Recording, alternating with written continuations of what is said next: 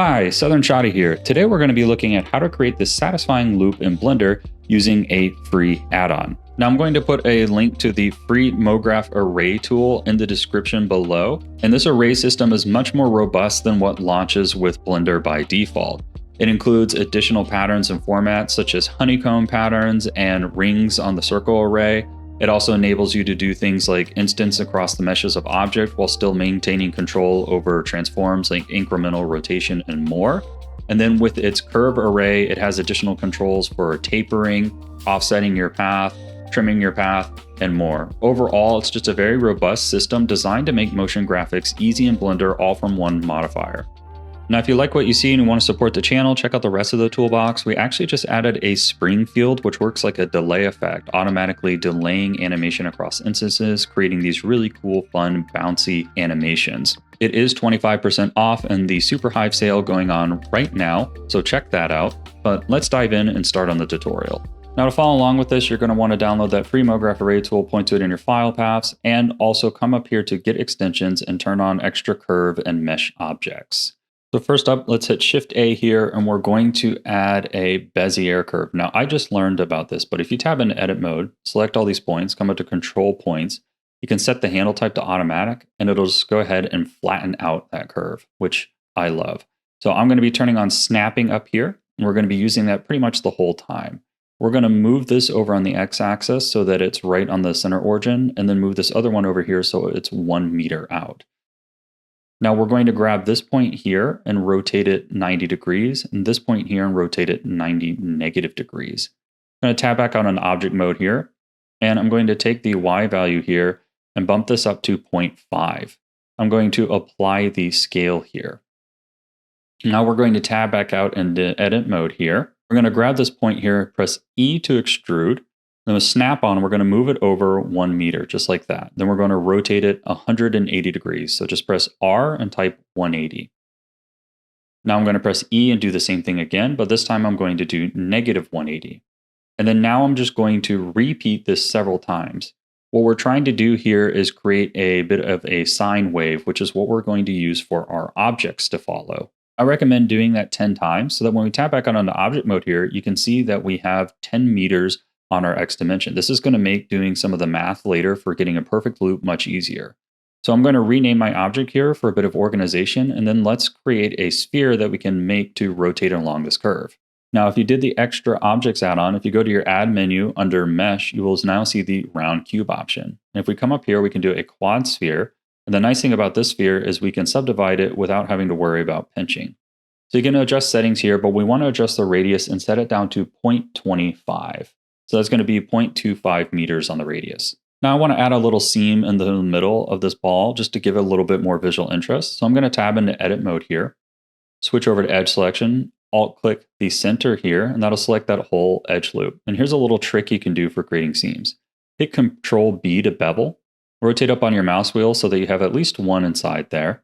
And I'm just going to deselect everything and alt click that center one. And if I scale this in here, now when we add a subdivision modifier, so I'm just going to hit Control 2 to add a 2 subdivision modifier and shade smooth there, you can see that now we get this nice little seam in the middle of our ball. So that's just a little trick to add a seam on your objects. So take a minute to rename your objects just to keep your scene organized. Now come over to the modifier panel, and we're going to add a MoGraph array. You can also find it under MoGraph Tools under the Tools section here as well. So I'm going to add this array modifier to our sphere. And we're going to change the mode to curve. And you'll notice everything disappears. We need to select a curve down here. So we'll select the curve there. And now you can see that we're getting our sphere across all the points. But I actually want this to be on the count. So I'm going to do that there. And you can see that we can play with the count amount and set how much we have. And we also have control over things like our offset, which is what we're going to be using. Now, if you've been following along, your object should be 10 meters. And we're going to do a 10 count. So that way it appears on the center point of each curve, just like this. Now we want to orient the ball to the shape of the curve. So I'm going to rotate this 90 degrees down here under the transform so we can see that line for reference. I'm going to set the primary axis to Y and the secondary axis to X. Now when we offset it, you can see that it's following the rotation of the curve. Now let's add some animation. I'm going to set my scene to 239 frames and put all my frames on frame 0 and frame 240 to try and get a perfect loop. First, let's animate the rotation of the ball. So I'm going to right click or click this bot over here to insert a rotation on the x-axis on frame 0. Then I'm going to come to frame 240, do negative 1080, and insert another keyframe. So now when we drag through here, it'll look like the ball is rotating. Next, let's add an offset 0 keyframe at frame 0. And at frame 240, let's set an offset value of something like 3. Now I'm going to press A to select all these keyframes down in the little timeline here, press T for linear. And now when we play our animation, we'll see that we are getting a perfect loop of our balls moving across this curve. Now to make the rest of this video easier, we're going to parent these balls to the curve so we can just grab the curve to move things around. So I'm going to grab the ball, then the curve, hit Control P, Object, Keep Transform. Now when I grab this curve, I can move everything around together. Next, it's a little low resolution on the curve, so we'll grab the curve and go into the menu here and turn it up to 64 there on the resolution, giving us a little bit of a smoother motion of our balls moving across that curve. Now we want to create a mirrored version of this, so I'm going to grab both the ball and the curve and hit Shift D. Now I need to grab the curve up here in the outlier menu because it's hidden under our previous curve, and we can rotate this to be in position. So I'm going to rotate this negative 180 degrees and then move this back over on top of our object here. But I'm going to offset it just by 1 meter so that we get this nice interlocking loop effect. Now, if you've been following along, you should still have your snapping mode on, making this pretty easy to do in the top-down view. Now, if we play back, you can see that we're getting this kind of synchronized animation. Now, I don't want these intersecting, so I'm going to offset one of the animations. And first, I'm going to move over here to a frame where they're both at the top of their curve here, just like that. So I'm going to drag up here from the bottom to open the graph editor menu. This will enable us to do some control here. So I'm going to grab both of these balls here, and you're going to see that within our menu, we can see all of our graphs. I'm going to press A to select everything, hit Shift E and do linear extrapolation. And what that's going to do is make this animation just continue on forward and back forever. Now I'm going to focus in on the offset keyframe here, and we're going to adjust the offset of one of our objects here. So I'll grab one ball here, and then we're just going to slide this whole graph over until they land at the center line there. So instead of being on the top and bottom, they will be on the left and right. And now when we hit play, we'll see that they will rotate around one another while never intersecting. Next, let's add our camera and add the animation there. So let's go to Shift A, add camera, and then I'm going to redo my scene here.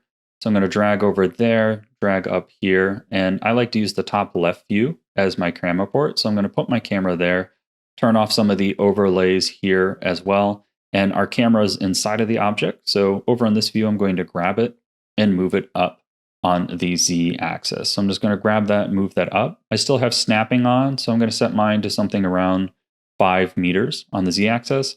Then I'm going to move it over here on the X axis. And you can see my transform values in the top right there. Now to start, we're going to do a keyframe of our camera on the x-axis at 2 meters. Because we did everything on those meter offsets, like I said, it'll make this looping really easy. So I'm going to insert a keyframe at 2 meters there on frame 0. Then I'm going to move down to frame 240, and I just need to pick another even number. So I'm going to do 6 meters and insert a keyframe there. Now we need to change this to linear interpolation so that we get that perfect loop without any slowdown at the beginning or end there. And now when I play back, you'll see that the camera is moving across the curve there with a perfect loop, adding us a little additional motion. Now we want to add a little bit of depth. So we're going to make these balls go above and beneath each other. So we're going to grab both our objects here, tab into edit mode, select all the points, right click and subdivide. This will give us a few extra control points to work with. And if we tab back out on object mode here, you can see everything is still working just fine. Now I'm going to switch here into front mode and object view here. And I'm going to grab one of our curves and I'm going to move this up on the Z axis 0.5 meters. So I'm going to grab this top one here and I'm going to go into edit mode and the top view. And I'm going to box select all the points just down here at the bottom. And I'm going to move these down 0.5 meters. And this is going to bring it down as the same level as the other curve. This is a little easier to do here in the front view, just like that. Next, we're going to grab the opposing curve, tab into edit mode, and do the same thing, but on the opposite end. So on the top view here, I'm going to grab these ones over here. And instead of moving them down, I'm going to move them up 0.5 meter, just like that. And you can see now we're starting to get this interlocking effect. So this is starting to look pretty cool already. You can see they're starting to go around each other, but you can see because we lifted those up, we're getting this nasty kind of point and losing that nice round edge we had. So I'm going to tab into edit mode on that object and select those top points. Tab in the edit mode on this opposing object, select all the bottom points. And now when I go back into object mode and select both and tab into edit mode, all those points will be affected. So only the points that we moved up and down. So I'm going to change the scaling up here to individual origins. And now when I press the S key in scale, we can kind of flatten that curve back out and getting it looking a little more circular like it did before we made those edits. Just like that. So adjust until it looks right for you. Now next I'm going to hit Shift C here to reset the cursor to the origin so we can add an object. We're going to create a profile object. So I'm going to go Shift A, curve. We're going to add circle, but we want to add that top circle there. We'll set the radius here to 0.25. And we're going to tab into edit mode. And what we're going to do is toggle off cyclic so that we can edit this into a half circle. So that's under the curve menu, toggle cyclic. And I'm just going to delete this left point because we don't need it. And then we need to rotate the top and bottom point 45 degrees. So the top one needs to rotate 45 and the bottom one needs to rotate negative 45. And now we have a perfect half circle object that we can use. I'm going to apply this half circle to our curve. So I'm going to do a bit of organization. I'm going to create a tube collection up here. And then I'm going to name this half circle to tube shape and move that into that collection. Now we're going to apply this little tube shape to our curves. So we'll grab a curve, come over here to the geometry menu, bevel, object, and select that tube shape. And you can see how we're starting to get those little tubes, but they're facing the wrong direction. So in my object menu over here, I'm actually going to /in on this little tube shape and tab into edit mode. Now you might notice that the median point is incorrect up here. So what I want you to do is actually switch this to 3D cursor. And then now you can rotate this 90 degrees and you'll see that now we have our tube facing the right direction up. We have another problem here is that by doing this shape, it's actually deleted our sphere instances. So let's remove that object there. And we're going to duplicate both of these curves and then move them into this tubes collection. That'll just make it a little easier to work with. And now we're going to repeat the process here. So we're going to grab our object and select the tube shape there. Since we've already altered it, it'll be oriented correctly, just like that. Now let's grab the other curve and we will also grab that tube shape.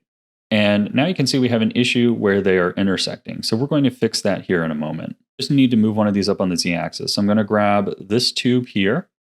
And I'm also going to grab the curve with the sphere and the sphere itself. And then I'm going to move these all up on the Z-axis. So if I tab into front mode here, I'm just going to move these up just a little bit there, about 1/4 of a meter, just so that it's sitting above the baseline of that other tube and they're no longer intersecting. The other thing I'd like to solve is it looks like our ball would fall out here. So I'm going to grab this curve here and I'm going to tab into edit mode. Now you need to make sure that you have both curves selected so that our edit occurs for our spheres and for our tubes. And in the top view here, I'm going to grab this bottom row here. Up in the info panel here, I'm going to grab that mean tilt and set it to 45 degrees. And you can see how now it's rotated out the tube. So it looks like that is actually holding our ball as it passes through that bottom layer. Now I'm going to grab this middle layer here. And what I'm going to do is snap into side view here. And I'm going to rotate this ever so slightly to the left. And that's just going to smooth out that curve so we don't get such a sharp pitch there. Now I'm just going to do the exact same thing on the other side. Now when we hit play, we can see we get this nice interlocking animation. I did notice a tiny bit of intersection. You can see it here. I'm not worried about it because that's actually going to be hidden from the camera in the solidify view. You can shrink the spheres a tiny bit if you want, but I'm not going to worry about it. I'm going to grab both of these tube shapes, hit Control J to join them into one object and call them tubes. And then we're going to add a solidify modifier to the tube object. So I'm going to set the thickness to 0.05, the offset to -1, and turn on even thickness. Now I want to sharpen up the edges here. So we can do that with a bevel modifier. So I'm going to add a bevel modifier here after the stack. And you can just tweak the settings here until you get a bevel that you're happy with. Now, if you are concerned about the balls intersecting, what you can do is grab the ball here, come over to the MoGraph array menu, and down here you can actually adjust the scale. So if I just click here and drag across all 3 of these fields down here at the bottom, I can just do something like 0.95 and that'll just shrink it so it doesn't intersect anymore. Let's adjust our camera here. I'm going to grab our camera object, and right now it's set to perspective. And if we switch this to orthographic here, you'll see that we'll get this flat look, which is pretty common with these satisfying loops. And if I increase the scale here, I can zoom it in. And now you can see that we're getting a perfectly satisfying loop animation. Now for materials and lighting, I'm not doing anything special, so I'm just going to kind of fast forward through that process. I have a ton of tutorials on how to create materials, apply them, and how to light your scenes. So check out my channel for more of those. But I did add a plane behind it here for a bit of a background, and then just tried to choose some complementary colors. I used a combination of texture packs that I've purchased from Superhive, my own crafty asset pack, some Substance Painter, just all kind of mixed in there. I think really the only thing worth noting here is that under the solidify modifier, if you scroll down to the material section and set the material offset to 1 for the edge, that will make it so that your second slot material appears on the edge right there, which is what I did to get a different edge color. So I think that's really the only thing worth noting. I'd like to know if you like this tutorial and what else you'd like to see. I'd also like to see your results. So if you post them on social media, please tag me at Southern Shoddy, and thanks for watching.